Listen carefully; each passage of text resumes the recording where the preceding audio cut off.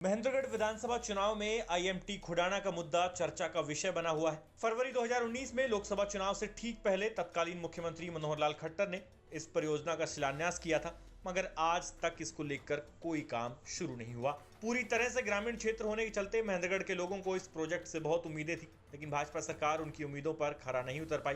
उधर कांग्रेस ने अब इस मुद्दे को लपक लिया है और राव दान सिंह अपनी चुनावी सभाओं में लगातार आईएमटी खुडाना का जिक्र कर भाजपा को निशाने पर ले रहे हैं। आईएमटी खुडाना का यह मुद्दा इस बार के विधानसभा चुनाव पर कितना असर डालेगा, इसकी पड़ताल के लिए हरियाणा तक की टीम खुडाना पहुंची और ग्रामीणों से बात करके जानना चाहा कि इस मुद्दे में अभी कितनी जान बाकी है। आगे बढ़ने से पहले आप खुद सुनिए कि खुडाना गांव के लोग इस मुद्दे पर क्या कह रहे हैं। देखो जी, वो तो हमारे गांव के बेइज्जती करी गई है ये कि भाई किसी प्रकार से ये झूठा आश्वासन दे के और वोट हमसे लिए जाए, लेकिन हमारे साथ एक खिलवाड़ किया है सरकार ने। आईएमटी न बनना एक पूरे गांव का अपमान होना है और हम इसके यानी बीजेपी सरकार ने सिर्फ हमारी एक बेइज्जती की है और किसी प्रकार का हमारा कोई विकास कार्य नहीं किया और कुछ नहीं किया। अगर हमारे यहाँ आईएमटी बन जाती ना तो यह जो इलाका है महेंद्रगढ़, रेवाड़ी, नारनौल, भिवानी तक, यहाँ जैसे हमारे आईएमटी मानेसर है, वहाँ बेरोजगारी खत्म ना के बराबर है, तो यहाँ भी इस इलाके में भी बेरोजगारी नहीं पाती और हमारे इलाके का खूब विकास होता।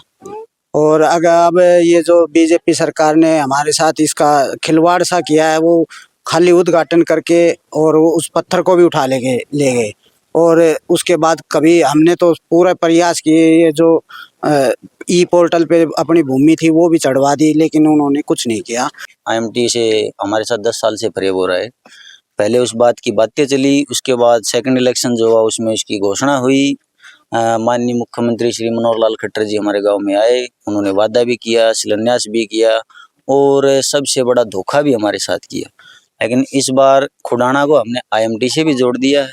खुडाना गांव से मिली ग्राउंड रिपोर्ट में ये तो साफ हो गया कि ये मुद्दा आज भी जीवित है और इस बार के चुनाव में इसका भाजपा को खामियाजा भुगतना पड़ सकता है।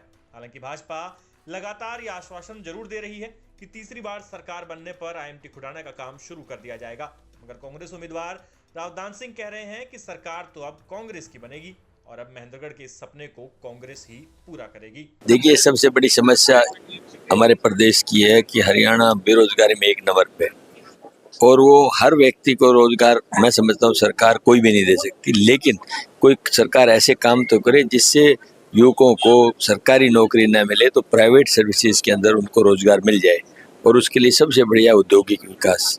और आईएमटी खुडाना हमारे टाइम से ही, तो भूपेंद्र सिंह हुड्डा के टाइम से हमने इसका इंस्पेक्शन किया था और ये वेबसाइट लॉन्च किया था, लेकिन उसके बाद सत्ता परिवर्तन हो गया, इन लोगों ने उसको ठंडे बस्ते में डाल दिया। अब हमारा प्रयास है कि जैसे ही सत्ता आ रही है 100% कांग्रेस की, जैसे सत्ता आएगी हम आईएमटी खुडाना। अब देखना ही होगा कि आईएमटी खुडाना का यह मुद्दा किसके गले की फांस बनता है। इसका फायदा कांग्रेस को मिलेगा या फिर भाजपा को। ब्यूरो रिपोर्ट, हरियाणा तक।